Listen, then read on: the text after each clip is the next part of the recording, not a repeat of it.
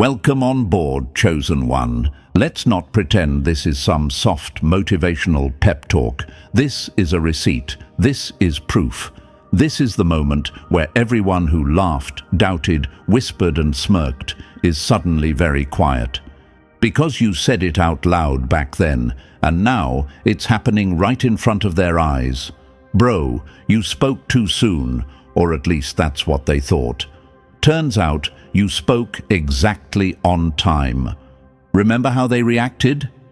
Why are you talking like that? Relax, you're not there yet. Look who thinks they're special.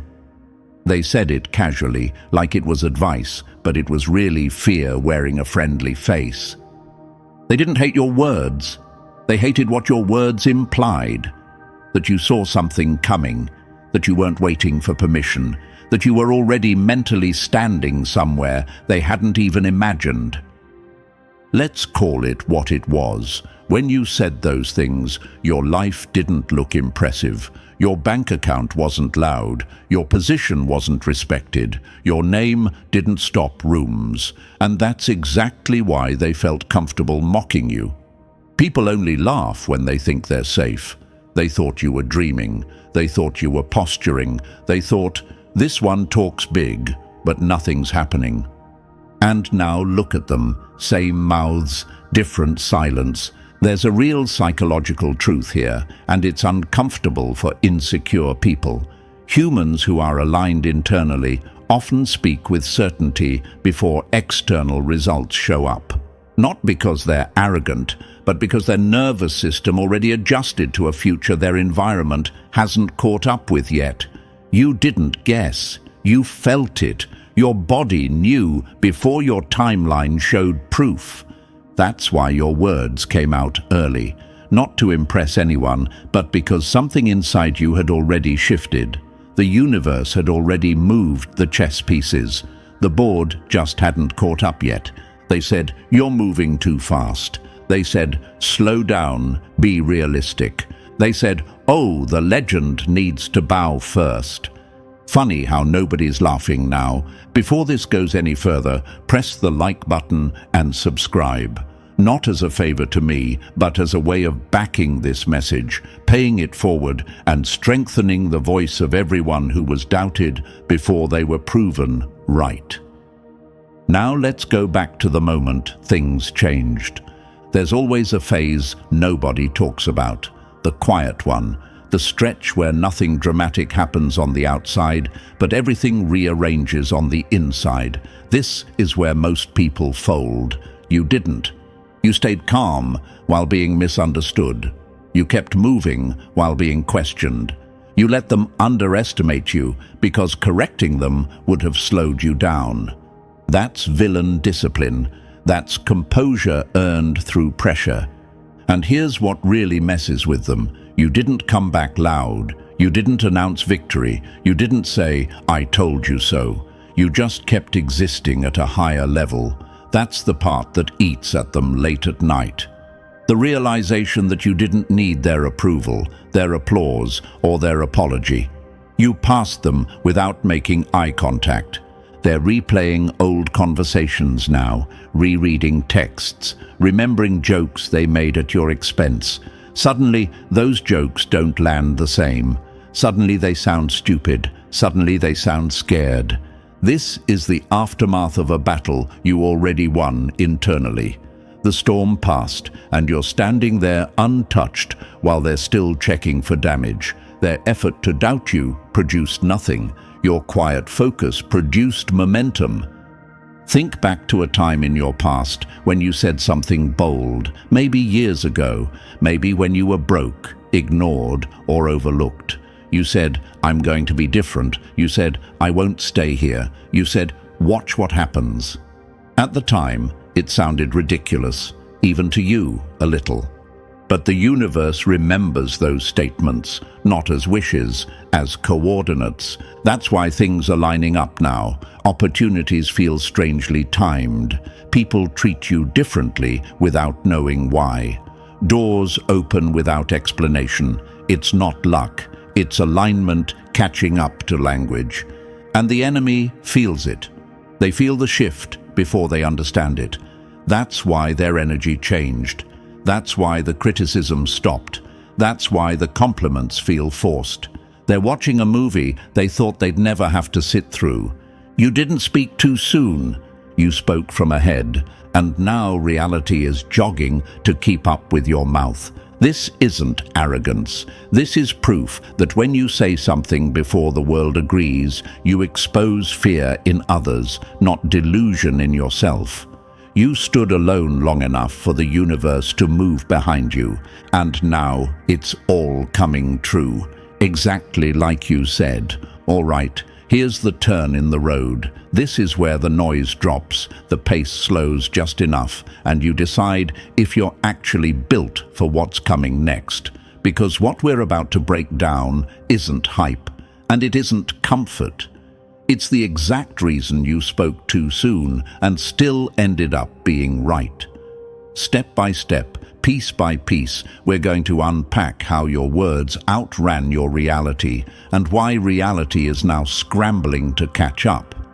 This isn't for spectators.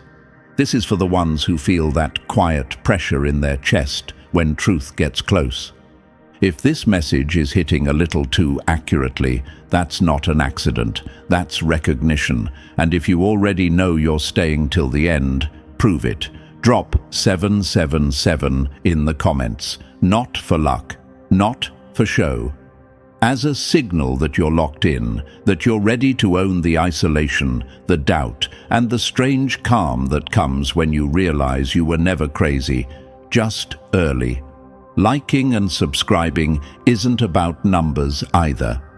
It's how this message keeps moving, how this voice stays loud enough to reach the next person who needs confirmation they're not imagining this shift. Now take a breath, because from here on out we go deeper, and once we start, there's no unseeing it.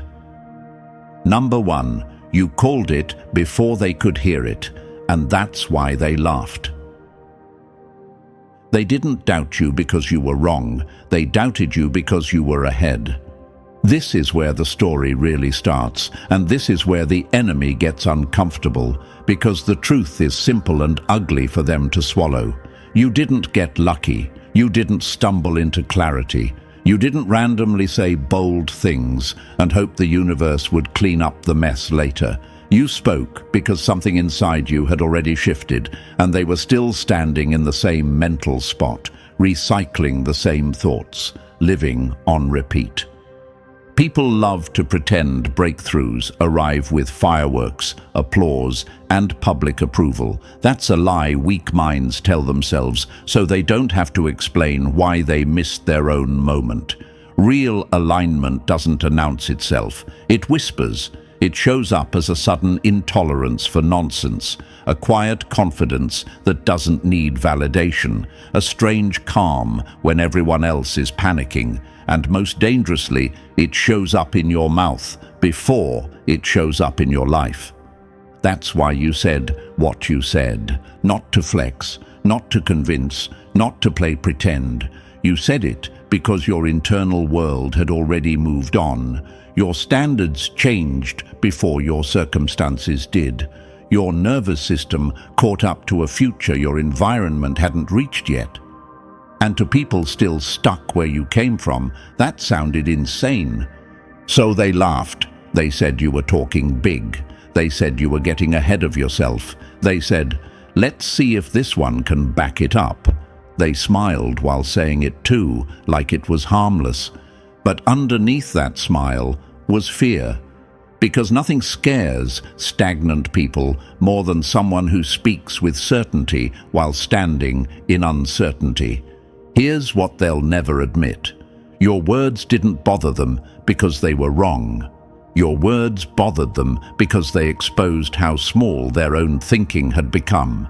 You were stretching towards something bigger while they were busy managing limitations. You were adjusting internally while they were still negotiating excuses. Alignment always does this first. It upgrades the inside before the outside can keep up. That's why you felt off around certain people. That's why conversations started to feel shallow. That's why goals you once chased suddenly felt too small. You weren't losing your mind, you were losing tolerance for a version of yourself you had already outgrown. And when you spoke from that place, it sounded like arrogance to people who had never felt it. Let's be clear. You weren't predicting the future. You were leaking information from a mindset that had already arrived there. You spoke from the destination while your body was still walking the road. And yes, that creates friction. It always does. Because people judge words based on your current position, not your internal alignment. That's where they messed up. They assumed silence meant humility and loud vision meant delusion. They forgot one thing. Every person who ever changed their life sounded crazy right before it started working. Every major shift begins as a private knowing that looks ridiculous from the outside. Think about it. When you said those things, nothing around you supported it. No proof, no evidence, no applause.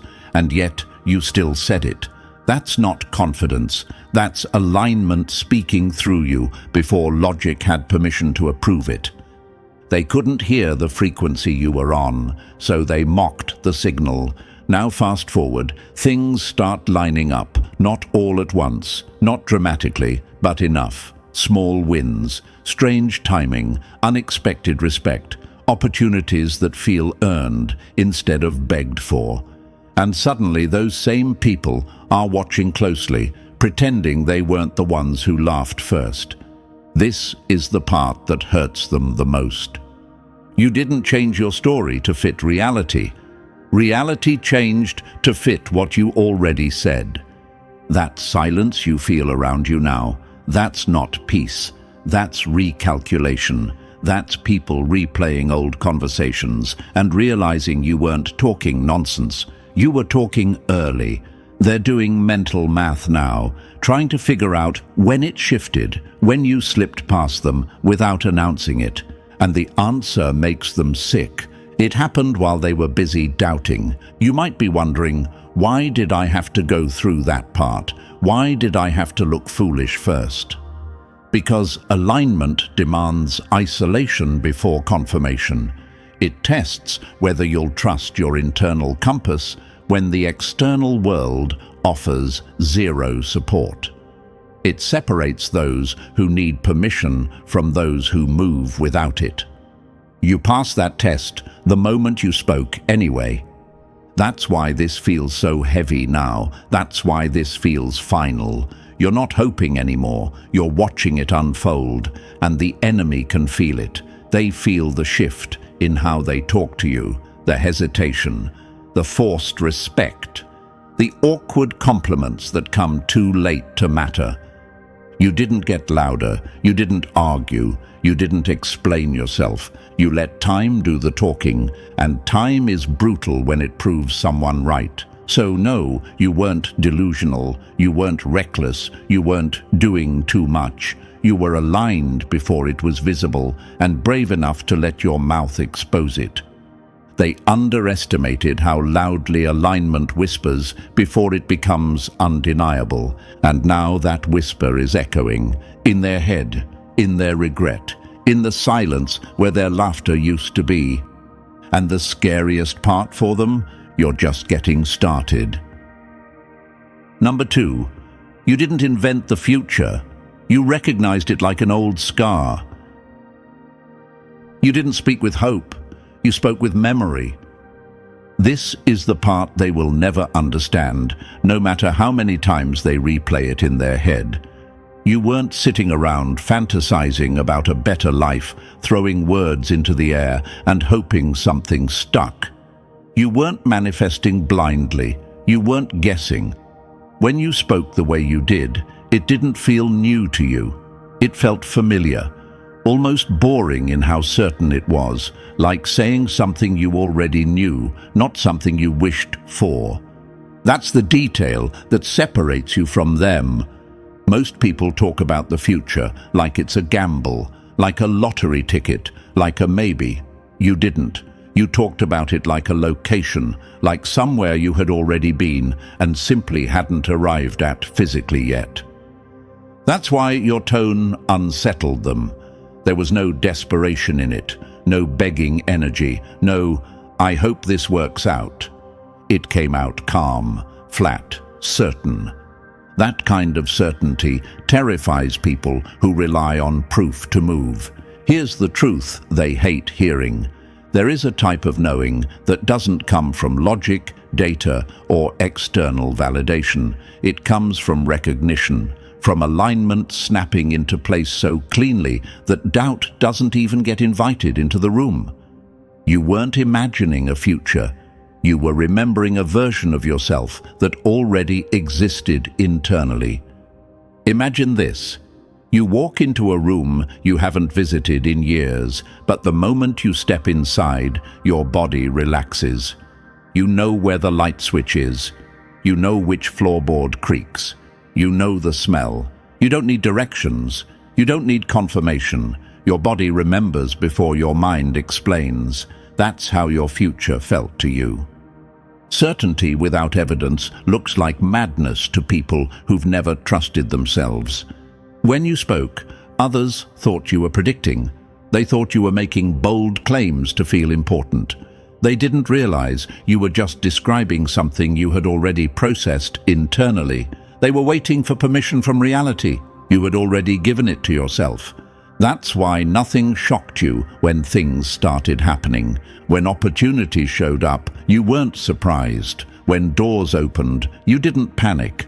When people changed how they treated you, it didn't feel surreal. It felt late, like reality finally showing up to a meeting you'd been attending alone for a long time.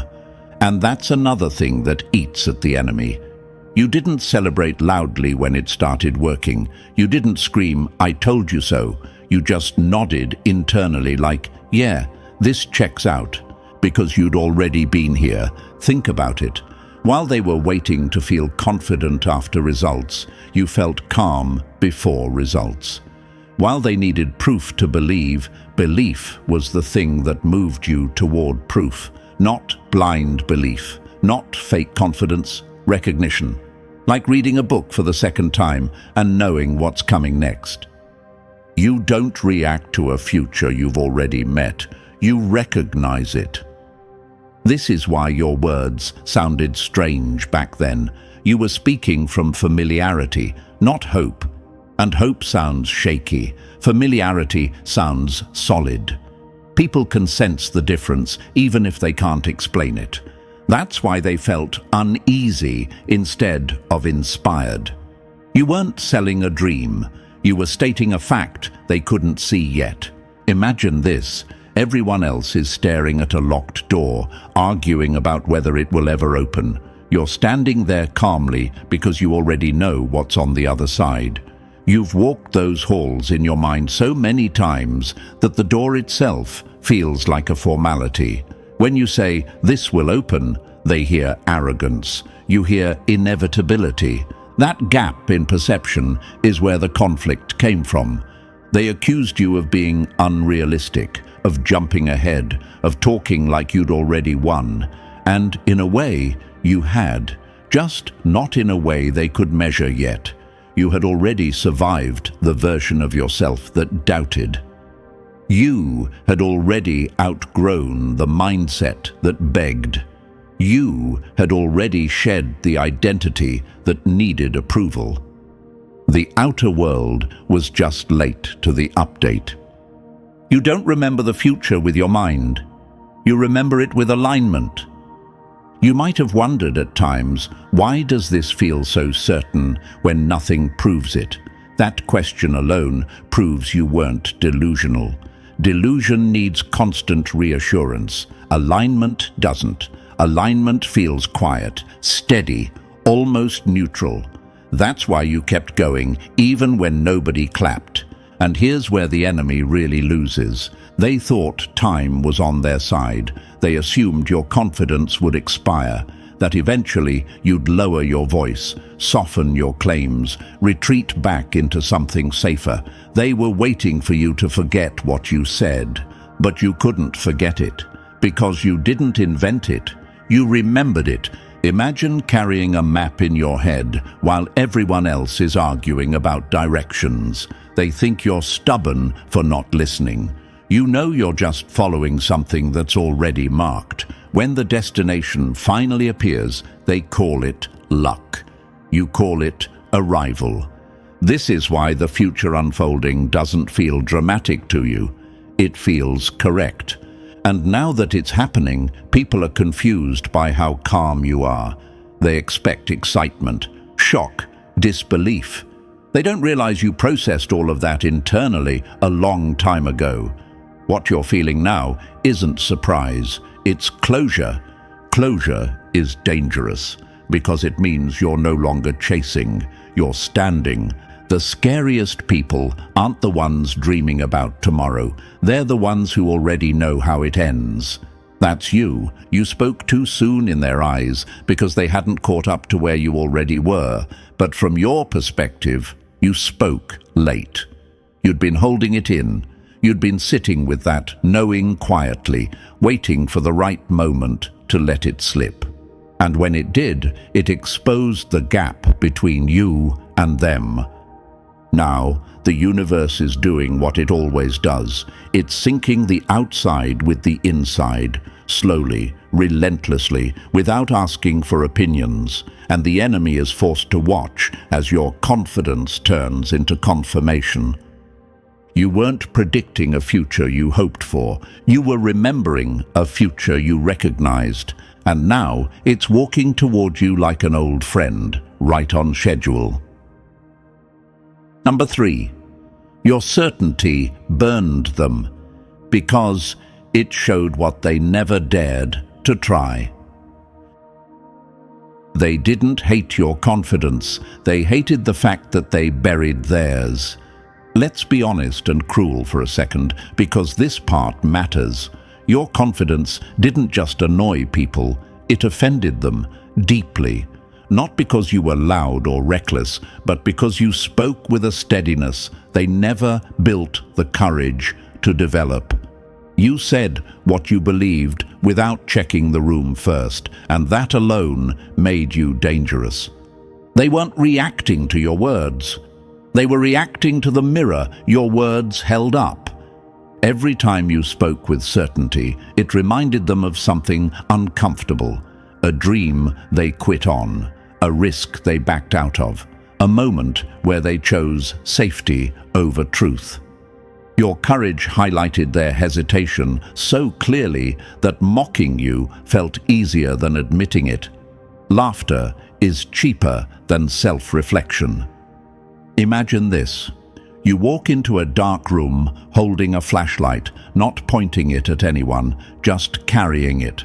The people sitting in the dark get angry anyway, not because you attacked them, but because your light exposed how long they'd chosen not to see.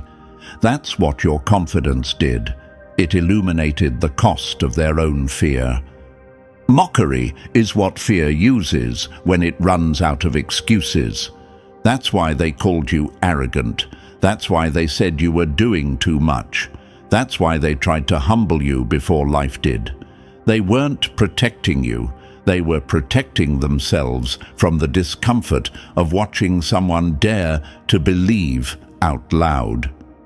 You might have wondered, why does my confidence bother people who aren't even affected by my choices? Now you know, because confidence without permission feels like rebellion to people who live by approval. Your certainty made their compromises look obvious. And now comes the quiet revenge. Now that your words are lining up with reality, their jokes don't land. Their sarcasm has dried up. That same confidence they rolled their eyes at is suddenly impressive, admirable, enviable. They won't say it directly, but you can feel it in the way they study you now. The same courage they mocked is now the courage they wish they had borrowed. You didn't change. You stayed consistent. They're the ones rewriting history in their head, pretending they always believed in you. But you remember, and more importantly, the universe remembers. Your confidence didn't offend them because it was fake. It offended them because it was real. Number 4, you made their world feel too small just by speaking. They didn't doubt your vision. They revealed the limits of their own. You didn't expose them by arguing, explaining, or proving anything. You exposed them by existing with a bigger lens. That's what really rattled them. They judged your words based on what they thought was possible, not on what reality could stretch into. And when you spoke from possibility instead of permission, it quietly shattered the walls of the tiny box they were living in. Here's the part they'll never admit. Their disbelief wasn't logical. It wasn't based on facts, data, or experience. It was based on imagination, or more accurately, the lack of it. They couldn't picture a life beyond their own limitations. So when you described one, it sounded fake, unrealistic, dangerous. Not because it was wrong, but because it required a level of vision they had never exercised. Imagine this. A person who's only ever lived in one room hears you talk about an entire city outside. Streets, lights, movement, options. To them, it sounds exaggerated, made up. But not because the city isn't real, because they've never left the room. Your words didn't confuse them, they overwhelmed them. People don't reject futures they understand, they reject futures they can't imagine. You weren't trying to convince anyone, you were describing what felt obvious to you. That's what made it worse. You spoke calmly about things that would have required them to reinvent themselves just to understand. So they dismissed it, labeled it unrealistic. Safer to doubt you than to question the ceiling they'd accepted. Now, fast forward. Your life starts unfolding in the exact direction you talked about. Slowly, then all at once. And suddenly, they're stuck with an uncomfortable truth. Nothing you said was impossible. It was just outside their range. Their disbelief wasn't proof you were wrong. It was proof they were boxed in. That's the sting. You didn't outwork them loudly. You out-imagined them quietly. And now reality is siding with you, forcing them to confront the cost of thinking small. You didn't try to expose them. You just spoke freely, and that was enough to make their limits visible. Number 5, they couldn't see your upgrade, so they assumed nothing changed. They judged what was visible and missed everything that mattered. They didn't believe you for one simple reason. They were blind to the part of your growth that actually counted. They saw the same face, the same name, the same environment, and assumed the same person was standing there. What they didn't see were the late nights where your mind rewired itself. The quiet, internal battles where old limits got dismantled one by one. The decisions you made when nobody was watching that slowly replaced the version of you they thought they knew. Growth doesn't announce itself. It upgrades silently. People who live on the surface think change should look dramatic right away. New titles, new money, new status. When those things didn't appear instantly, they assumed nothing was happening. They mistook patience for stagnation and silence for weakness. Meanwhile, the real work was happening underneath, where opinions can't reach. Imagine this, a building being reinforced from the inside. From the street, it looks the same. Same walls, same windows, but internally, the foundation is being strengthened, the structure rebalanced, the weak points removed. One day pressure hits, and while everything else cracks, that building stands. That's when people finally notice. Too late. Real growth is invisible until it's unignorable. They never saw the nights you questioned yourself and kept going anyway. They never felt the fear you learned to sit with. They never noticed how your reactions changed, how your tolerance dropped, how your focus sharpened. They judged your words based on old data, outdated information, a version of you that no longer existed. That's why your confidence looked misplaced to them. They were measuring you by the past while you were operating from an internal future. And now comes the shift. What was invisible is becoming obvious. Your decisions land differently. Your presence carries weight. Results start appearing without explanation, and suddenly their judgment feels embarrassing. They realize they underestimated a process they never bothered to look at. They laughed because they couldn't see the work. Now they're quiet because they can't ignore the results. You didn't change overnight. You changed where it counts. And now the surface finally reflects the depth they ignored. Number 6. You weren't showing off. You were shedding a skin that was already dead. They called it ego because they couldn't admit it was escape. Let's clear this up cleanly and violently. You weren't bragging, you weren't flexing, you weren't trying to sound important. You were breaking out of a version of yourself that had become too small to breathe in. And whenever someone refuses to stay trapped where others feel comfortable, it gets mislabeled fast. They said you were talking too much, that you were moving ahead of yourself, that you should stay humble, but what they really meant was, stay familiar so we don't have to adjust how we see you. Your words weren't loud, they were liberating. You spoke because staying silent felt like suffocation. Imagine this. A person locked in a room for years finally pushes the door open and steps out. From the outside, it looks sudden, dramatic, unnecessary, but from the inside, it was survival. That's what your speaking was, not ego. Oxygen. Bragging seeks attention. Liberation seeks space. They judged your voice without understanding the pressure behind it.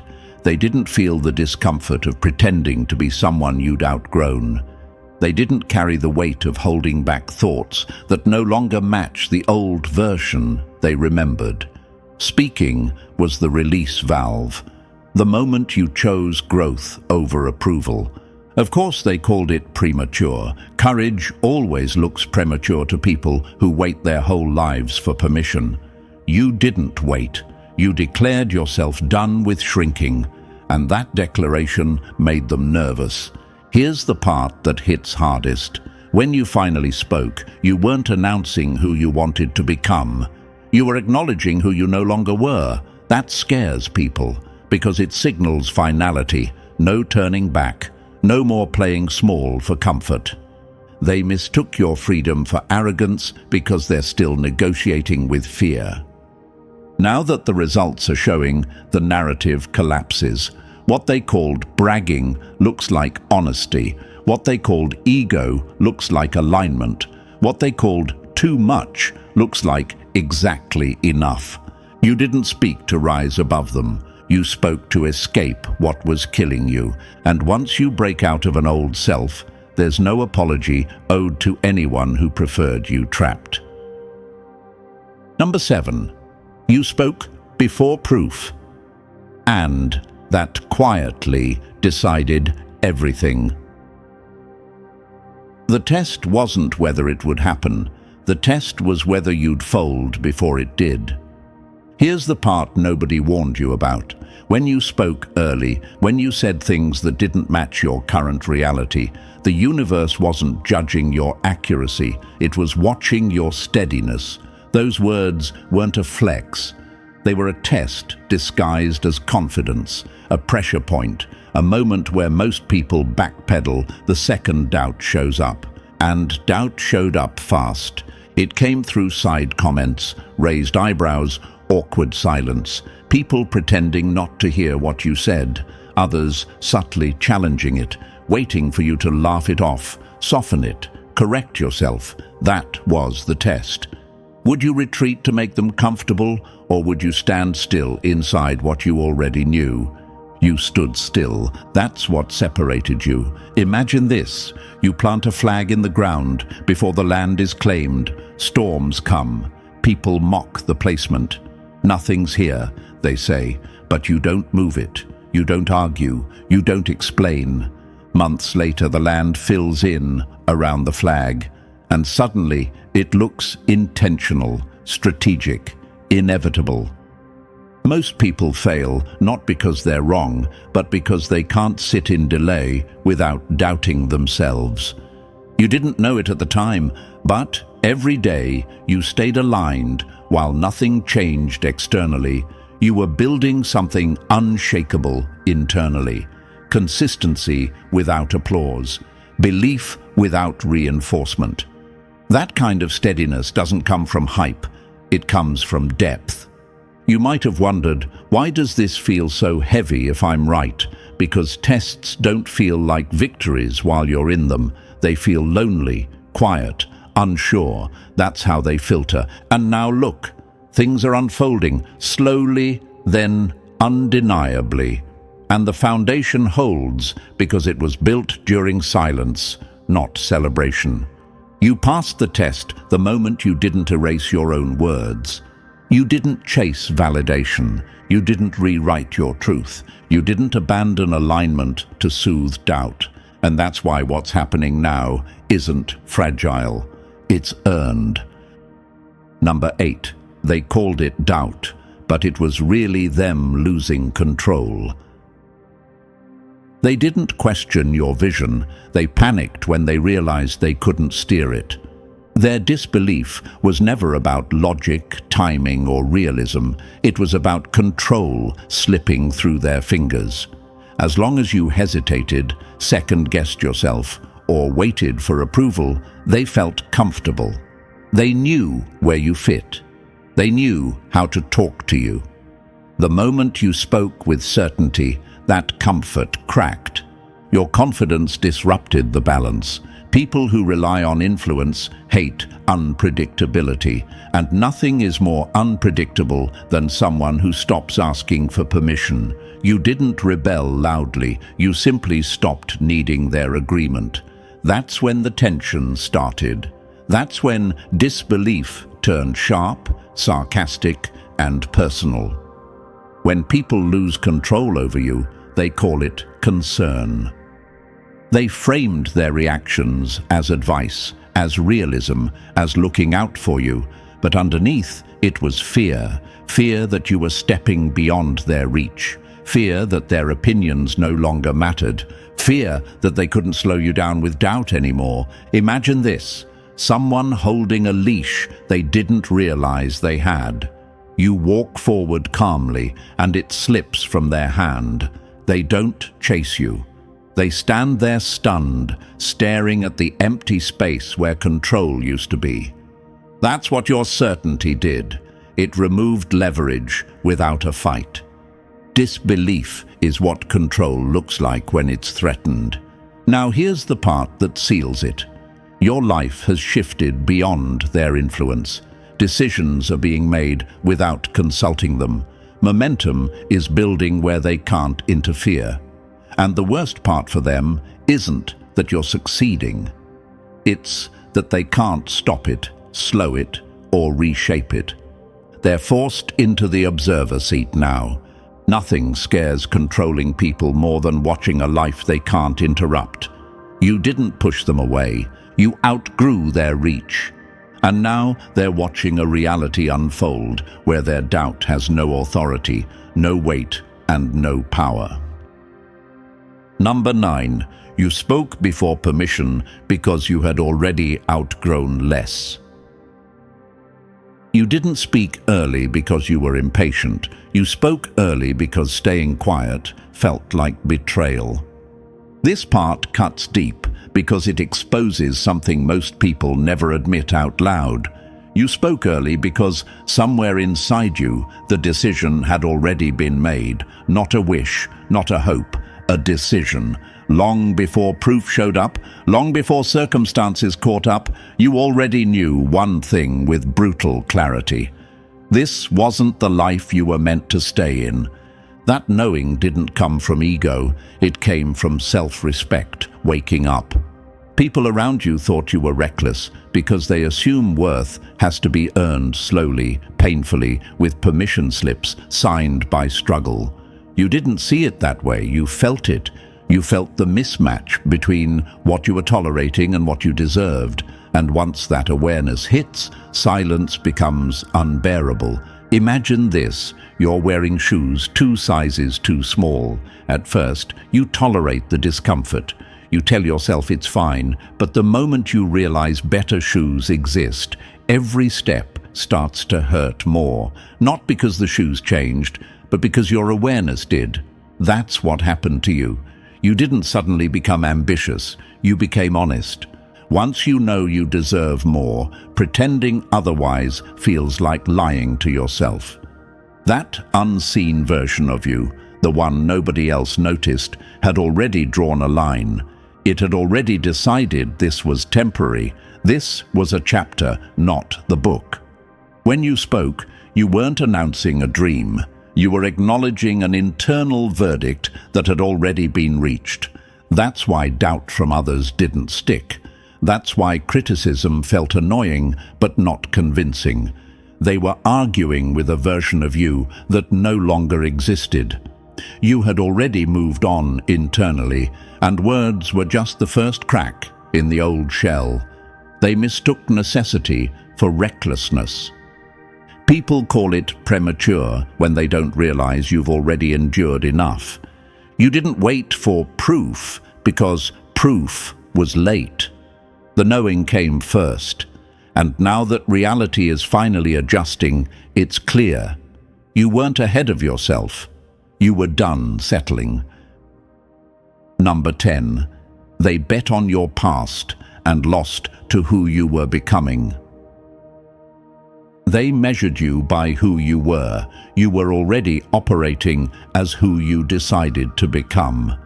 This is where it finally lands, and there's no hiding from it anymore. They underestimated you because they froze you in time. They took an old snapshot of your life, your habits, your limits, and decided that was the full picture. They didn't bother to check for updates. They didn't notice the quiet work happening off stage. They assumed yesterday's version of you was permanent. That assumption cost them. While they were busy referencing your past, you were building forward. While they were confident you'd stay predictable, you were redesigning yourself in ways they couldn't track. They thought growth had to look loud, to be real. They forgot that the most dangerous upgrades happen quietly. Imagine this, someone watching the horizon through a rearview mirror. That's how they assessed you. They kept pointing at where you came from, not realizing you'd already changed direction. So when progress showed up, it didn't just surprise them, it embarrassed them. Underestimation is what happens when people confuse familiarity with limitation. They assumed you'd plateau, that you'd settle, that eventually you'd circle back to something smaller, safer, more manageable. And when you didn't, when results started stacking and momentum became undeniable, the gap between their assumptions and your reality hit hard. That gap is what they're struggling with now. You can feel it in their tone, the hesitation, the recalibration, the way they speak to you differently without acknowledging why. They're trying to reconcile 2 versions of you in their head, and it's not working. The old one doesn't explain the new reality standing in front of them. Nothing rattles people like realizing they misjudged someone who kept moving in silence. You didn't prove them wrong with arguments. You did it with progress, with consistency, with outcomes they can't talk around anymore. And the worst part for them is this: they can't rewind and adjust how they treated you back then. The window to underestimate you is closed. They bet on your past. You invested in your future. And now the difference is undeniable. Number 11. Your conviction shook their comfort, and they couldn't handle the noise. Your certainty wasn't loud. It was just impossible to ignore in a quiet, comfortable world. Here's the truth they never wanted to face. Your conviction didn't attack them. It disrupted them. It rattled the safety of lives built on predictability, routine, and low expectations. They weren't offended because you were wrong.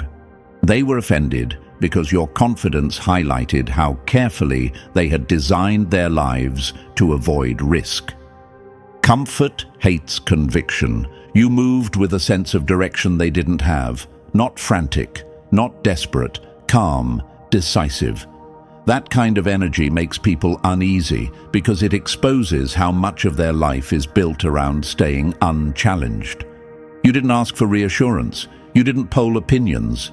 You trusted yourself, and that trust felt dangerous to people who survive by staying agreeable. Imagine this. Everyone else is floating in calm water, careful not to make waves. You start swimming toward shore with purpose. You're not splashing, you're not yelling, but your movement alone creates ripples. Suddenly, the water isn't still anymore. That's what your conviction did. It disturbed the illusion of safety. Predictable lives feel threatened by people who move with intent. They resisted you because your certainty forced a question they didn't want to answer. What if more was possible? What if comfort wasn't enough? Rather than face that, it was easier to label you unrealistic, intense, or too much. Resistance was their way of preserving peace, not truth. Now look at the shift. Your confidence didn't fade. It didn't collapse under pressure. It didn't need constant validation. It stood still long enough for reality to align with it. And now, what once felt threatening looks like foresight. What once felt reckless looks like discipline. Time turns conviction into evidence. They're watching now, quietly recalibrating, realizing your certainty wasn't noise, it was direction, and direction always outlasts comfort. Number 12. You spoke, and reality had no choice but to adjust. You didn't wait for life to agree. You spoke, and life had to respond. This is where it stops sounding poetic and starts sounding dangerous. Your early declaration wasn't wishful thinking. It wasn't optimism. It wasn't hope dressed up as confidence. It was instruction, calm, direct, and final. And the moment you spoke with that level of certainty, things started shifting behind the scenes, whether anyone noticed or not. Most people don't understand this part, so they call it luck later. They think movement starts after proof. That's backwards. Movement starts after conviction. When you spoke early, you weren't asking reality for permission. You were signaling readiness, and readiness triggers rearrangement. Imagine this. You flip a switch in a dark room. The light doesn't appear because you begged for it. It appears because the circuit was already connected. Your words were the switch. What came after was just electricity doing what it does. Quietly, inevitably.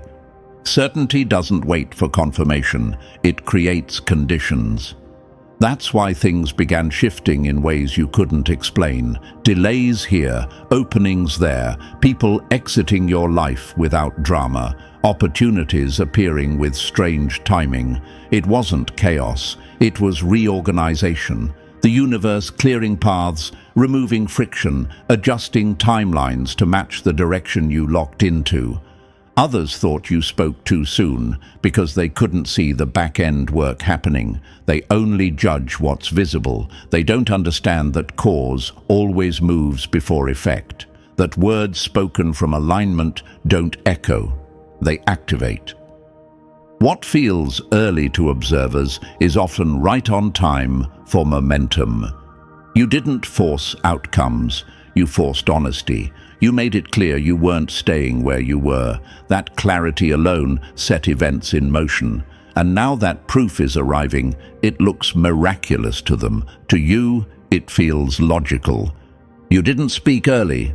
You spoke precisely when movement was required, and reality listened. Number 13. You did what their world had never seen, and that's why they couldn't believe it. They didn't doubt you because it was impossible. They doubted you because it had never happened there before. This one cuts straight through the excuses. They didn't believe you because, in their mental history book, people like you don't rise. Not from that background, not from that position, not from that starting point. In their world, outcomes are recycled, not rewritten.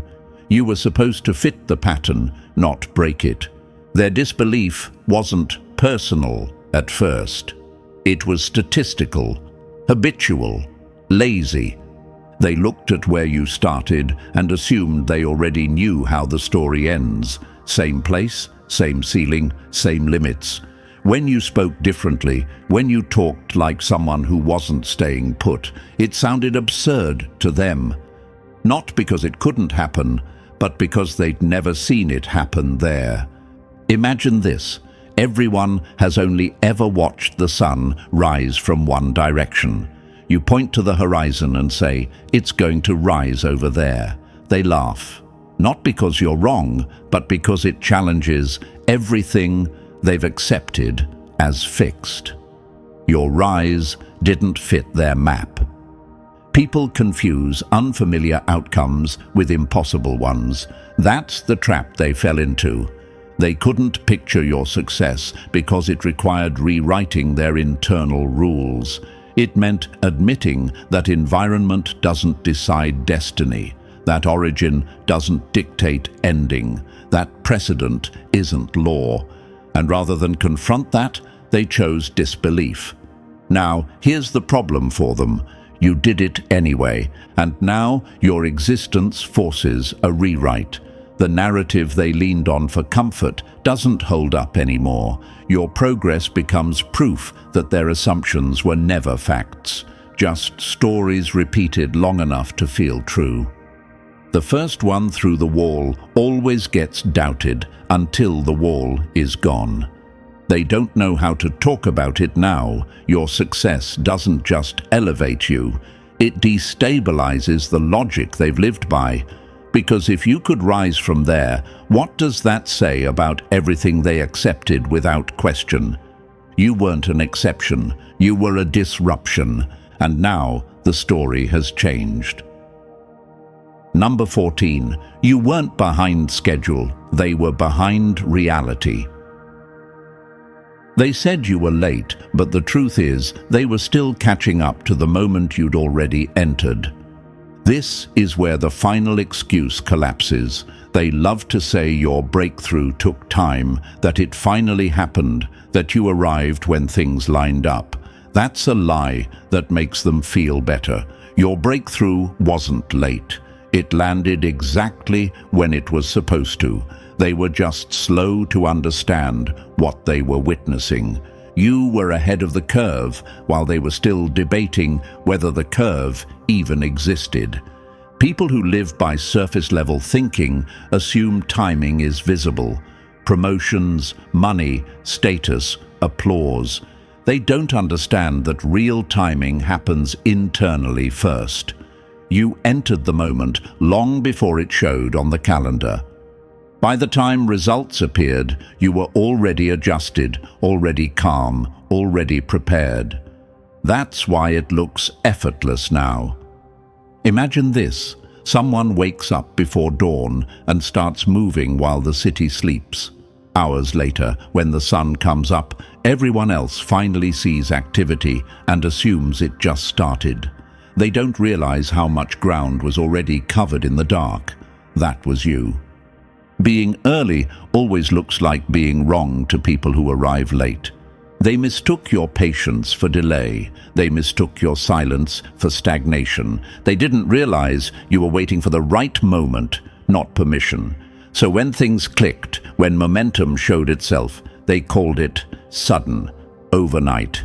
Lucky. It wasn't. They were just late to the understanding.